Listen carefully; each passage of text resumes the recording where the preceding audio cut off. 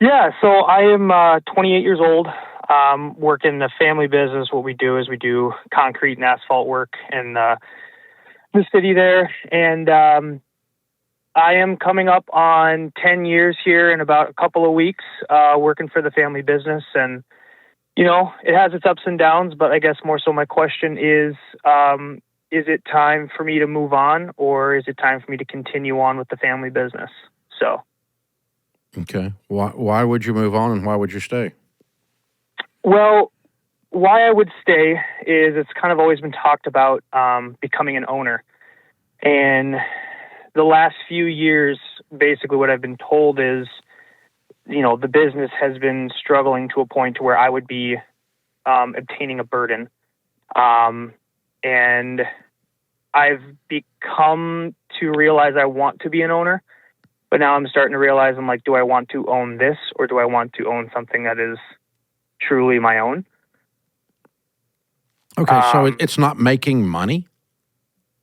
Yeah, it's been a really rough last couple years, especially last year with this weird dip we had in the economy. We felt it for sure on our end. We were probably just shy of about $1 million less in revenue last year than we were the year previous. Okay, so what is the top line in the business? What's it make? Revenue. Top line last year was 2.2 or 2.3 in the year previous. Your revenue went down 50%? Just about. Yeah, we had a really rough year last year, and even, my paycheck and, my family's paychecks were definitely hurting from it. And some of that's due to the economy, but some of that I think was due to decisions that were made that, from the top down. Well, you say that like it's some fake thing. You're talking about your dad screwed up. It's my dad and brother together. How old is your brother? My brother is 36. So you're going to end up owning it with him. Yeah, and I love and respect them both, and I have great relationships with the both of them individually as well. But I just don't know if I agree with some of the decisions that have been made. I guess I don't know if I am allowed to go or should go into the thick of it, but this has kind of stemmed back. What is your title at the office? What do you do? I'm the operations manager. Okay. So if they're making decisions that are screwing up profitability and you're the operations manager, whether you're family or not, it's your job to go into the thick of it. Yeah. And that's that's probably where I fall short. Okay, so let me ask you this. If the scenario changed and you said, okay, I get to have a voice at the table, and together we start making decisions that I consider wise, or I can't stay. Yeah.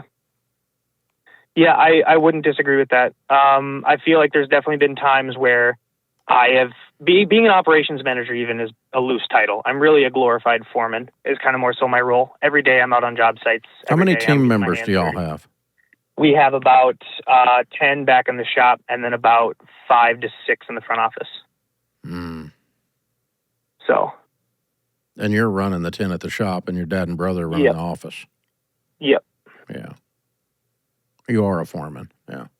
Yeah. That's I say that as my on my business card, but it's really a glorified foreman. So yeah, it's okay. I mean, there's nothing wrong with that. It's not a bad thing.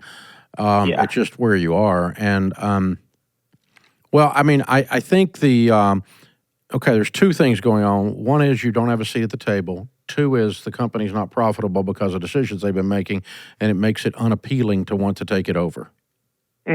Okay, and those two things go together. So we need to get this thing profitable and appealing to take over, and a part of that is that I need to be involved in the decisions, and I have to have some hope for that, or it's probably time for me to take off.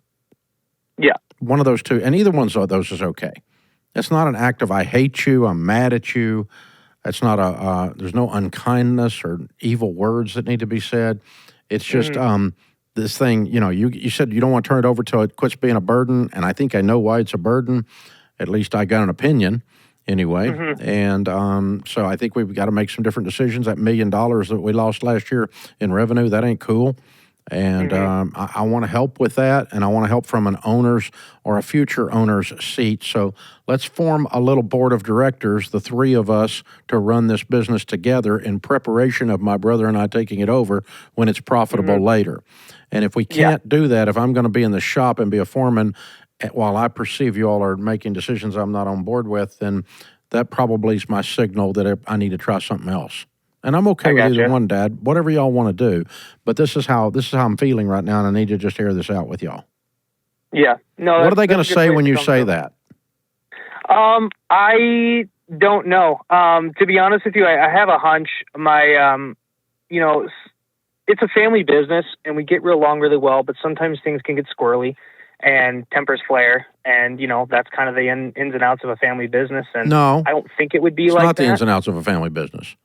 Yeah, that's fair. It's ins and outs of people who have tempers. Yeah. Yeah, and not on the same page. I mean, there's a lot of, my brother has 5 kids with a 6th on the way here, and, my dad is way beyond, retiring means. Like, I wished he retired a few years ago because he, deserves to take my mom out and do amazing things, but he's a hard-working man. But do they have any money? No. That's a whole nother can of worms. No, that ties into this can of worms. It's all the same can of worms. It is. They've reinvested a lot of money into this business just to keep it afloat, just to float that winter time. And there's been plenty of times where my brother or my dad or sometimes even myself will get paid late, or they wouldn't get a paycheck some weeks because it's just that. In my personal opinion, if I'm being completely honest, I feel like we should have closed the doors 2 years ago. Oh. If I'm being completely honest. Because, I'm not in the business, but I see a lot of the ins and outs. I see the stress and the toll it takes. Then why would you stay? Because I love my dad and brother, and I'd do anything you can love your dad and brother and not work there. Yeah. The other side of that coin, too, is this year, the start has been much better and quicker, and we have a really solid team out back. And so I'm seeing the fruits of that. So you just told me you should close it. Should you close it or not?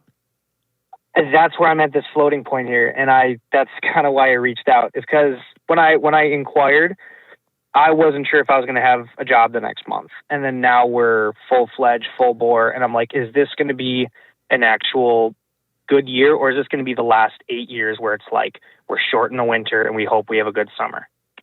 It's kind of been a same process. So I don't know. I'm kind of getting a little sick of it. You're done. Yeah. You're done. You keep talking yourself out of it every time I talk you back into it. So I think you're done.